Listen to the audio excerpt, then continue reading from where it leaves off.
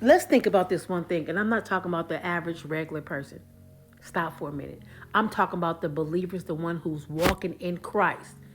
Think about it. If you have not gotten saved, look at the people that you have affected. Whether they knowingly speak up and say that you didn't have an effect on them or not, you know if it wasn't for you, they wouldn't be saved. You know if it wasn't for you, the person that you walk by, that you acknowledge and say hello or even gave them a word of encouragement, they wouldn't have felt that. They would have walked away depressed. However, I say that to say this.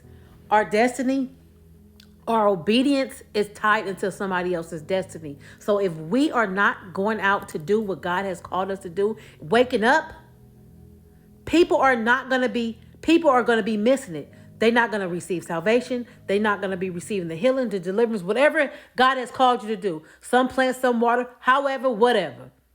But I say that to say this. If we not walking in obedience, blood will be on our hands. And I'm not saying that God can't use nobody. God can use. And he can just say, no. I'm just going to use, instead of, since you messing up, I'm not going to use, I'm going to use them. You don't want God to pass you by because you don't want to die and get to heaven. Well, even if you make it to heaven, you don't want to die and face the judgment of God and say, why you didn't do what I called you to do. You had all these souls dependent on you. I picked you to do it. Ain't no God's picking us to do something. Who don't want to work for God?